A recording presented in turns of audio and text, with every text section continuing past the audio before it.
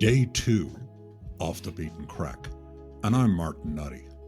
And I'm John Lee. So join us as we explore the hidden heartlands here on Irish Stew, where we find some of the many reasons to visit the Irish Midlands. Thanks a lot to the guidance and support of Tourism Ireland. They help point us in the right direction in our travels. They can do the same for you with all the information, inspiration you need to plan your next trip to the island of Ireland. Just go to Ireland.com.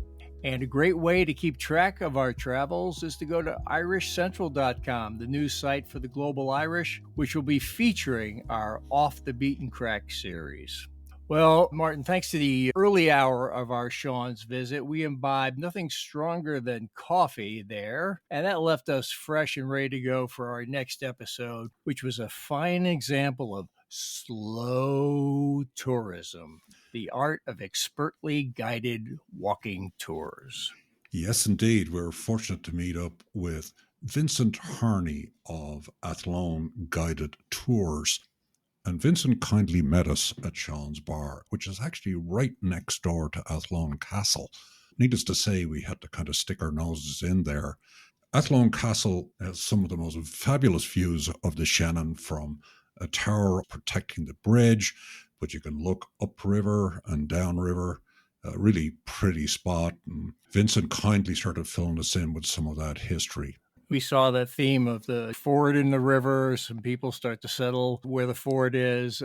A community forms, a bridge goes up, a fort is built to protect the bridge, and we get another nice view of the Shannon walking over the pedestrian bridge, getting a nice view up and down at some of the other key bridges. It was the Shannon theme played out throughout our series. But before we went there, actually, we stopped off in a church, and that wasn't in a burst of religiosity on my part. Vincent happened to mention that the Church of Saints Peter and Paul had Harry Clark stained glass. And if you know anything about me, I'm a big Harry Clark fan. For those of you that may be not familiar with his work, Harry Clark was a guy that was born in the late 19th century, and his stained glass is all over Ireland, and it's extraordinary. Anytime I get a chance to go see a Harry Clark, that's high on my priority list. So that was actually another high point of the trip for me. And I might mention one of the more unique holy water dispensers that I've seen, which if you go to our social media accounts, you'll see it. I don't know if it's available in hot and cold running holy water. Don't mean to be too blasphemous here, but kind of a charming little note in that church. We did continue on with Vincent across the new pedestrian bridge, which has only been around for 2 years. And actually, that was really good vantage point to look up and down the river. And we stopped and talked about the bridges, and you will hear more about that in the podcast. To the north of us, there was an iron rail bridge, which looked a bit like the Sydney Harbour Bridge. And to the south of us was the Stone Bridge. And both bridges are interesting because they can actually be open and closed, because Athlone is the home of the second oldest sailing club in Ireland. And so the bridges had to be able to accommodate that. After stopping there, then we headed back to the Sheraton and ended up in the executive suite so we could sit down and talk to Vincent in more detail. So without further ado, let's bring Vincent onto the podcast. Vincent Harney, welcome to the Irish Stew podcast. Thank you. Thanks to Martin and John here. I'm delighted that you have come to visit my town, Athlone. Is that entirely true? Because as I understand, you come from a place called Cornafulla, which, as I understand it in the Irish language, translates to the Hill of Blood. Now, that sounds sinister to me. I come from a little place about 5 or 6 miles outside of Athlone. I was born in a place called Cornafulla. And of course, as you said, it's called the Hill of Blood. And there was a battle there about 1,000 years ago. We must have been on the winning side because we're still there. So I don't know much about the battle, but Cornafulla is the name. And we ran the local post office, Cornafulla Post Office in Ireland. So my mother and father were both postmasters in their time, and they got the post office in 1958. I was a young boy at the time, and I helped in the post office. My sister ran it, Mary, and started a little shop there as well. And eventually I took over and built a supermarket. So I ran the local post office and supermarket there in Cornafulla. But I also lived on a farm that's in our family for hundreds of years, a small farm. And we grew vegetables, we sold milk. And everybody, all my siblings worked on the farm. I was one of 9 children, 8 lived to be adults. And my parents had 9 children, as I said. And we all worked on the farm growing up. So we all got a love for work, actually, because out in nature and working on the farms, we brought carrots to Dublin in my young days. And then when we had the post office, I helped there. And of course, in the post office, you deal a lot with older people as well. And I loved hearing their stories and telling me about their history. And we would know the history of the fields around us. Actually, one field was given away for a loaf of bread during the famine. So we would know not alone the history of the people, we would know the history of the fields around us. And that's often why land is so important to Irish people, because of the history that it possessed. During the famine as well, one of our fields, we had to give it up. We were unable to pay the rent to our landlord, William Potts. When I was young, then I was born in the hospital here in Athlone, in St. Vincent's Hospital. I don't think I was called after the hospital. I was actually born on St. Vincent's Day, which is the 22nd of January. So I was born on St. Vincent's Day. And going to school, I went to Cornafulla school, and then secondary school, I cycled into Athlone, into the secondary school here in Athlone. So I live on the Roscommon side, of course, the most important side of the Shannon, on the Connaught side. Them's fighting words, no? Yeah, and so it's the best side, of course, the people from Connaught. But actually, at one time, Cromwell said to hell or to Connaught. And so we're on the Connaught side of Athlone, in a very ancient province in Ireland. So which is better, hell or Connaught?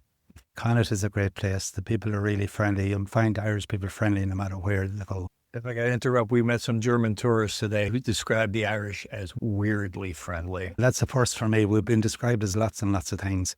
But I think from in Roscommon, you'll find the friendliest people in Ireland. Good-natured people, and kind-hearted people. And Athlone is right in the centre, right in the heart of Ireland. So it's no wonder we're friendly people around Athlone, because we're right in the heart of the country. At the heart. Yeah. So we're just an hour and a half from Dublin, an hour from Galway, an hour from the Cliffs of Moher. So Athlone is a great centre, but it has an awful lot of history of its own. The history of Ireland is here in Athlone, from the Vikings to the Normans to Cromwell. One of his generals lived just here outside of Athlone. And of course, the English and the Normans. So our history, Athlone is steeped in history. You just wouldn't hear in one session about all the things that have happened at Athlone. And the Civil War and the War of Independence all has a base here in Athlone. So not alone has it its own history, it has the history of Ireland is here in Athlone. And that, to some degree, has to do with the fact that we have the River Shannon running down the middle of it, which is a shipping highway, if you will, in Ireland, but it also divides the country in different ways. And so talk about the importance of Shannon and Athlone and yeah, how it fits together. The Shannon, it's not along the longest river in Ireland, but it's the longest river in England, Ireland, Scotland and Wales.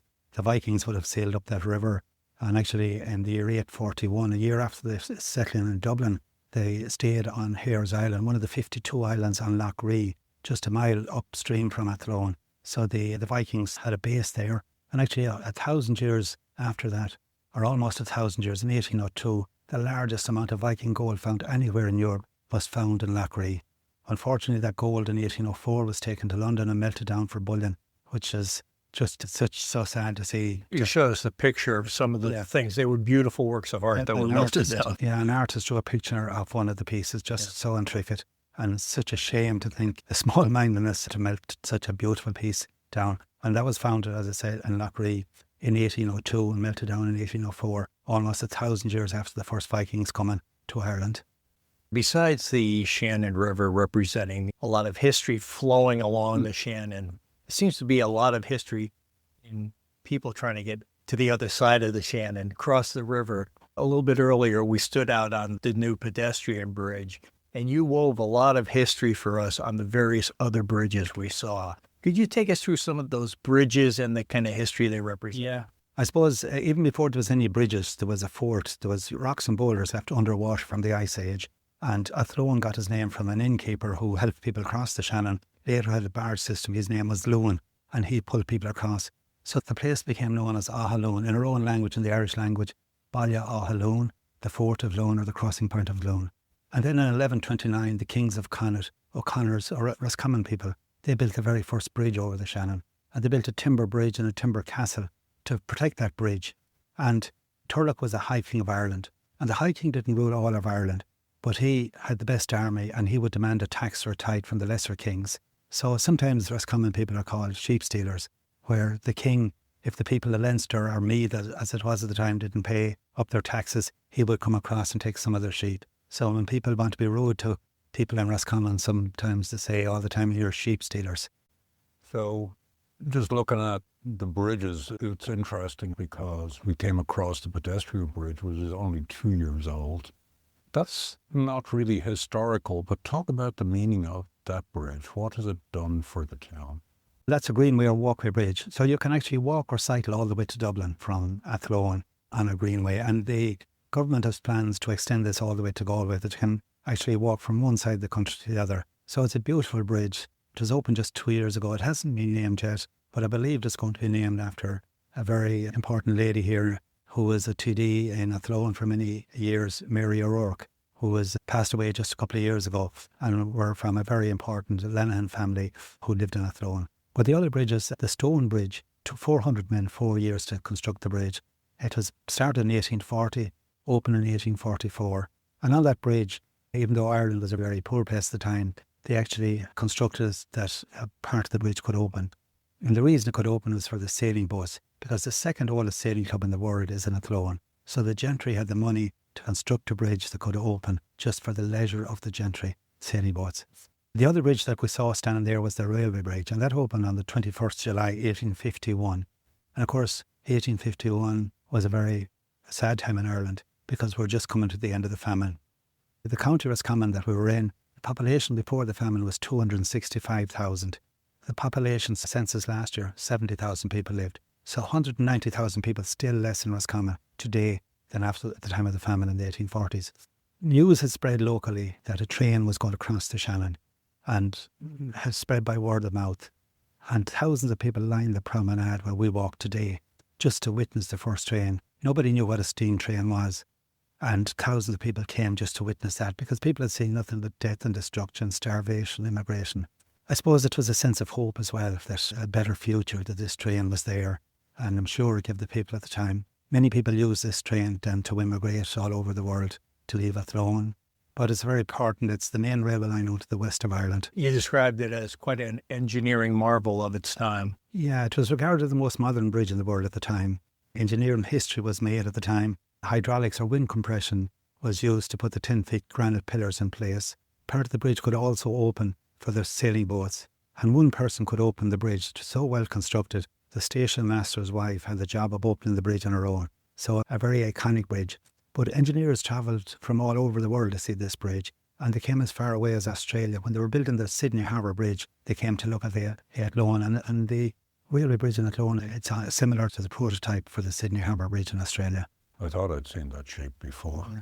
But tell me, you gave a background of carrot growing and post office work, etc. Let's talk a little bit about how you ended up forming Athlone guided tours and walking tours specifically. Yeah.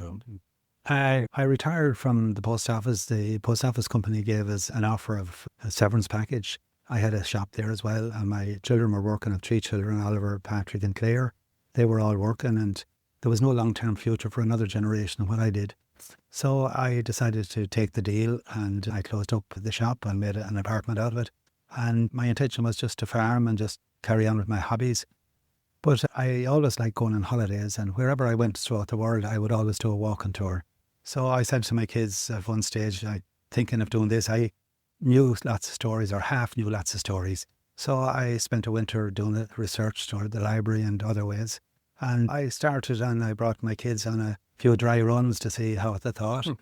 Your worst critics, probably, right? Worst critics. And so I really enjoyed meeting people, and I always enjoyed my work because I met people and I liked hearing their stories. My post office in Cornafulla was on the main Dublin-Galway road, so I would have lots of tourists, lots of travellers, lots of people that would come in over the years. People from the States would be trying to trace their relatives or whatever. So I always had an interest in people. So this gave me a great opportunity. So I started this as a hobby. It's not a new career. It's still a hobby that I enjoy, taking people around Athlone and listening to people. And as I tell my stories, I learn all the time because people often add and tell me new things as well as I go along. And I'm always willing to learn, to listen. So I enjoy meeting people. So that's how I got into my little career at Athlone Guided Tours Yeah, and it's going really well. People from, I'd say, 100 or more countries come to visit and take tours with me, in excess of 100. So from all over the world, and lots of Irish people as well. So you talked about, obviously as an effort to research, you need to do this. What surprised you that you uncovered that you said, I never knew that about Athlone? Often when you're going to school, you hear stories or bits of history and that, and you forget them. But then when you see the stories, and I found this with lots of Irish people, when I tell the stories about the siege of Athlone or important events, oh yeah, we remember that from our history, or maybe the flight of the wild geese, what's happened at the end of the sieges of Athlone. People say, I remember that, but I didn't just put it together. So often when you're going to school, you only half listen to things. So you get the real story and you have a great interest then in hearing who was involved and all the rest. So that's the thing that I suppose amazed me more, that I wasn't fantastic at history going to school. I'm not a historian, but I like listening to stories. And I suppose history of stories as well. But I like just listening to stories and listening to people. Here's a story I didn't expect to hear. So I'm looking at your brochure. Talks about some points of interest. I know we're on the water here, but we are in the middle of Ireland, and I was surprised to see Athlone connections to the Titanic. Yeah, there's 10 people actually left Athlone here to go on the Titanic. One of them actually was a neighbour. My father actually knew the girl. She was Delia Henry from Clown, a young girl, and she was only 17 years of age, and she wrote a letter to her aunt in America. And the Henrys still live in the same house in Clown, just close to Cornafulla. And she wrote a letter to her aunt in America describing what she'd be wearing because she never met her aunt. But unfortunately, Delia didn't arrive in America there. The letter was posted on the 5th of April, and her aunt in America sent the letter back to the family. But I suppose the most tragic of all the people, all the Irish people that lived on the Titanic, was a woman. She lived in North Gate Street, Margaret Norton, and she married a soldier, Rice, and she became known Margaret Rice. And Margaret left Athlone here. Her first child was born in Athlone, but unfortunately she lost that baby. He choked on a soda or a piece of wire. And they went to Canada, and then they went on to the States, I believe to Pennsylvania, where her husband got a job. She had 2 children born in Canada. She had 3 more born in the States. So she had now 5 children. And her husband got a job working on the railways, but unfortunately he got killed in a railway accident. This lady hadn't much luck in her life. She had already lost her son. Now she had lost her husband. But she got $300 insurance or compensation, which is probably quite a bit of money at the time, with her 5 children. So she actually come back to Athlone. She was all alone in America with her young family, and she came back to you with her family here. And the census in Athlone in 1911, she was in a tenement house near the castle in Athlone. But the following year, she decided to go back to America. And she bought a pair of shoes in a very famous shoe shop in Athlone, Parsons of Athlone. They had several shoe shops throughout the Midlands here in the towns around. And they were very proud of their shoes. On the leather soles of their shoes, they burned in their names, Parsons of Athlone. So this lady, Margaret Rice, before she went back to America, she bought a pair of shoes in Parsons of Athlone, and she headed off with her 5 children. And all the Irish, 123 people got on in Cove, and like all the Irish, she was in Series in 3rd class. Unfortunately, Margaret lost her life, and so did her 5 children. Margaret's body was recovered, but there was no identification on her. But she was identified by the shoes that she bought in Parsons in Athlone, and she's buried in grave number 12 in Nova Scotia in Canada. None of her children were ever identified, even though there was a 2-year-old child found near her body. But because there was nobody to identify them, that child was buried with somebody else. So a very tragic story. 3 people survived the Titanic from Athlone. Eugene Daly, he rescued a number of people, and he was regarded as a hero as well on the Titanic. That is one of the tougher stories I think I've heard of a series of bad luck. Let's turn ourselves maybe towards a happier story, because likely Athlone's most famous citizen is a man called Count John McCormack, and he was born in Athlone. He was a favourite of my grandparents, but maybe some of our listeners haven't heard of him, so tell us a little bit about. Yeah, John McCormack, his father worked in the woolen mills. They were a very working class family. They lived in a rented house. John was number 4 of 11 children, so he grew up in a big family. But as a young boy, he was noted as a very good singer. And as a young boy of 9 and 10, 11, he sang in the churches in Athlone, and people thought he was the best singer they'd ever heard. But when he was 19, there was a big competition held in Dublin every year. It was called Feis Ceoil. It was a gold medal competition. And of course, we know from the Olympics and other places a gold medal is such an important thing. So John decided he would go and see could he win this gold medal. But he was told he was wasting his time, that it was just impossible for a boy from a poor family to go and win this competition. It was usually more mature singers that won it, and probably singers with good connections as well. Maybe someone might know a judge or something, maybe. But anyway, John went up to the mansion house to sing. And when he got up to sing, the band played the music too fast because they wanted to get the rubbish singers out of the way. The good lads would be coming on later on. So he stopped the band. He said, you must play this at the right tempo. And he won the competition. So there was great celebrations in Athlone. Here's a young boy of a working class family after winning a gold medal, after beating all the best singers in Ireland at the time. And a number of business people got together and they sent him to Italy to have his voice trained. And he became the youngest singer to star in an opera in Covent Gardens in London at the age of 23. He didn't like the acting of opera. I won't tell you what he said about the acting of opera, but he didn't like the acting of opera. And he gave up opera and he went to America and he made up to 700 records. Ben Crosby described him as the greatest singer of all time. And Ben Crosby actually recorded a song, The Tumble Down Shack in Athlone. I'm sure Ben Crosby would never have heard of Athlone only for John McCormack. John could fill out concert halls for a whole season where another singer might fill out a concert hall for a night or two. In 1984, both the Irish and American Post Office had a stamp in his honour. But in 1929, he was contracted to make a film, 6 weeks' work, to sing 12 songs. And this film is called Song of My Heart. You can find it on YouTube. It didn't get any Oscars that year, but I watched half the film. I'm saving the other half for when I'm very depressed. So anyway, what he was paid for 6 weeks' work, John, what would you think he was paid for 6 weeks' work in 1929? Money was different back then, $20,000. He was well paid, John, and I'm sure you'd be delighted with what he was paid if you could get it nowadays. He was paid $500,000, $500,000 in 1929 for 6 weeks' work, which was just amazing. And of course, he liked the highlight. He liked the restaurants and the good life, and he bought a Rolls Royce for his son when he was 21. But in 1929, of course, was a very sad time in America as well with the Wall Street crash. And after the Wall Street crash, he had a lot of money, and he gave a lot of money to the charity, and in particular to the Red Cross. And being a Catholic, and for his good works for charity, the Pope at the time gave him the title Count. So he's known as John Count McCormack. So he's the most famous singer, beautiful singer. And maybe in your podcast somewhere you might include a little bit of John McCormack. I often play on my tours the tune that was the last tune on the Titanic, which is Nearer My God to Thee. And you can actually find John singing that, or else maybe the Tumble Down Shack in Athlone, which he also sings as well. So at Vincent's suggestion, here's a 1919 recording of John McCormack singing That Tumble Down Shack in Athlone.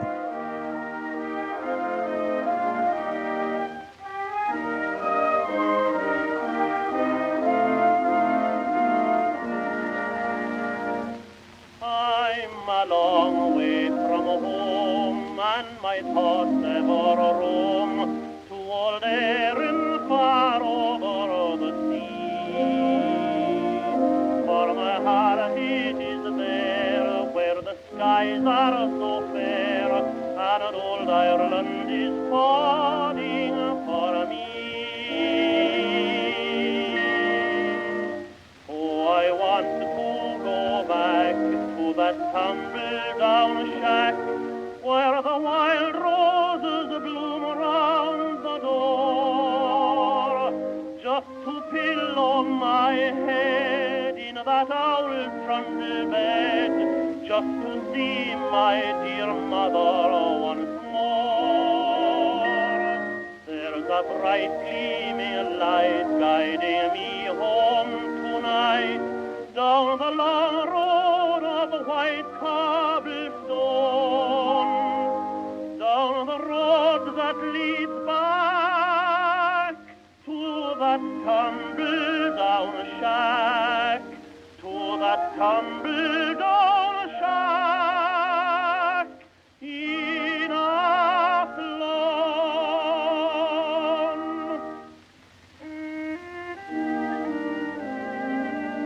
But when I was young, there'd be silence in the house when John McCormack came on. We knew he was from Athlone, but the house was never pointed out to us in Athlone. And when I was a young schoolboy in the town here, I'd often meet people from America, and they'd say, "Hi, where was John McCormack born?" And we didn't know. We all knew he was born in Athlone, but we never took a big interest of where exactly he was born. And they couldn't believe, because they would have come in all the way from the States to see where John McCormack, and here's a young boy from Athlone, didn't know where John McCormack. I know where he lives nowadays. We saw the plaque. We saw the statue outside of City Hall. Humor me. I'm going to read a passage I found this morning while I was surfing around the internet. Took me by surprise. Has to do with McCormack and Athlone. It's American crime writer James M. Cain refers to Athlone in his 1937 book Serenade, in a passage where two characters discuss tenor John McCormack. And here's the passage. There's the language he was born to. John McCormack comes from Dublin. The other guy. He does not. He comes from Athlone. Didn't he live in Dublin? No matter. They speak a fine brogue in Athlone, almost as fine as in Belfast. The other guy. It's a fine brogue, but it's not brogue. It's the English language as it was spoken before all the other countries of the world forgot how to speak it. There are two things a singer can't buy, beg, or steal, and that no teacher, coach, or conductor can give him. One is his voice, and the other is his language that was born in his mouth. When McCormack was singing Handel, he was singing English, and he sings it as no American and no Englishman will ever sing English. Yes, he sang with his Athlone accent. And actually, when I was growing up in the town, the River Shannon flows through the middle of the town. There was a different accent from one side of the town to the other. Like, people think that Irish accents is the same. There's thousands of Irish accents. So when I was a young boy, I could distinguish which side of the town people grew up in. And John McCormack, he lived for the first 11 years on the Leinster side of the town. I come from the Connaught side of the town. I'll have to say his family were very wise, because when he was 11, he moved to the Connaught side of the town. Unfortunately, we're getting to that point in the podcast where we have to say our goodbyes. And on behalf of our listeners and John and myself, we'd like to thank Vincent Harney for giving us a lovely private tour of Athlone and telling us some of the stories, but Vincent has many more stories. So we're at that point in the podcast where we introduce into the room Seamus plug. And who or what are you going to plug, Vincent? I suppose the thing I will plug is Athlone in general, because it's a great place to come. It has great bars, it has great restaurants, and it's a great location to come. And of course, if you come to Athlone, you've got to hear a little bit about the history and the stories. And I love telling histories and stories. And my company is called Athlone Guided Tours. So if you just Google Athlone Guided Tours, you'll find me there. And if you want to look up some reviews there, you'll find them on TripAdvisor and Google and all the rest. So you can see what other people think of my tours. I would hope to see you sometime in the future. It's a brilliant place. Ireland is a great place to visit. The world is changing a lot, but Ireland still has its charm. It still has its people. And just recently I asked a family what their impressions of Ireland. This was a French family, and a young boy said that on the train coming down from Dublin to Athlone, an Irish family sat in beside them and chatted to them all the way. They said this would never happen in other countries. And that's was lovely to hear just from a young boy. So if you're thinking of coming to Ireland, if your ancestors are Ireland, come home to see us. Come to Athlone Guided Tours. And thanks, John and Martin, for having the great pleasure to meet you two lads. Thank you very much. Terrific guy, Vincent. Great to get to know him. It's Athlone Guided Tours, and the website is athloneguidedtours.ie. Really recommend that you include him in your trip to the Midlands. And then it was into the car. Martin agreed to be the wheelman for this trip, more skilled at navigating the road, so I got to relax a little bit, catch up on social media, and kind of an emotional next stop for me, the town of Clara in Offaly. My grandmother came from there, and I visited there many, many, many years ago. Did catch up with some relatives. They seem to probably have all moved on since I was there. I remember the legend of one of my relatives getting a job in the front office of the jute factory, which was quite a feather in his cap at this time. So we did locate the old jute factory. We located the old flour mill, long since falling into disuse. I didn't get to really meet any family connections, but I remember some of the stories and some of the real estate of the town, and it was good to touch base again with Clara.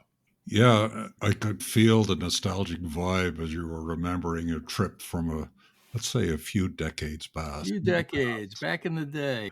That was really pleasant. Of course, Clara's home to famous golfer Shane Lowry. That's right. He was just part of the Ryder Cup team that was victorious over here. So all praise Shane Lowry. Got to get him on the show. After Clara, there was still plenty of time left in her day. And one of the great sites in the immediate area is Clonmacnoise, which I described to John. I'd never been there before, as Glendalough on the Shannon. Yeah, and good description, yeah. And it lived up to its reputation. We also hit it after the weather hadn't been so wonderful, but it really cleared up, and we had the entire place to ourselves, the benefits of shoulder season travel. Indeed. And it's an extraordinary place, and it actually was founded sometime in the 5th or 6th century. So it's been around for about 1,500 years, and its history stretches from that point all the way up to when Pope John Paul II visited in 1979. This place has been in use in one way or the other for well over a millennium. And if you want great views of the Shannon with an extraordinary foreground of ancient medieval buildings, I can't imagine a much better destination. And you could see off in the Shannon one of those beautiful river cruisers moving slowly up the river. And we thought it might have even been our German friends who we'd met outside of Sean's bar. So a great day had, and of course it wasn't over yet because we headed to Athlone and we had a bit of an appetite. Yeah, we revisited, in a way, you've heard our episode at Time Restaurant. We talked to Chef John Coffey the day before. The restaurant was closed that day, and we booked our reservations to come back and experience it firsthand. And memorable time at the table. Yeah, I think one of the best meals I've ever had. That's the kind of day we had, day 2 in Athlone in the hidden Heartlands. It tells you all the different things that you can get done in one day. And there's plenty more to do, and there'll be plenty more to hear because upcoming. Yeah, we're over to the farm. We're going to a place called Mount Briscoe Farm. It's an organic farm. It's an agritourism business. It's run by a wonderful woman named Margaret Edgell, who's doing not only really interesting things with organic farming and the tourism, but a lot of rural culture preservation going on there. So a great place to stay. And she was one half of a dynamic duo of women in agriculture, organic agriculture that we talked to. And we were also joined by Pippa Hackett, who was the Minister of State for Agriculture, member of the Green Party. And she, too, is an organic farmer, mostly cattle. So it was an opportunity to talk in depth about that space. Make sure that you're following our podcast on your platform of choice, so you don't miss out any of these great upcoming episodes. And also check out our Instagram or LinkedIn to see the photos that we took in the course of this trip. Yes, thanks to our Irish business organization of New York friend, Maureen Farrell. She connected us with our tour guide, Vincent. And always thanking our travel partner, Tourism Ireland, and their colleagues at Fáilte Ireland. And we thank our media partner for giving Irish Stew marquee billing at irishcentral.com.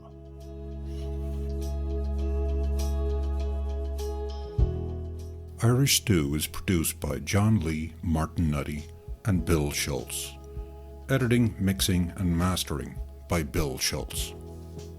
Music on Irish Stew was composed and performed by Rosa Nutty, with Donald Bowens on drums, Cathal O'Riordan on bass and synthesizer.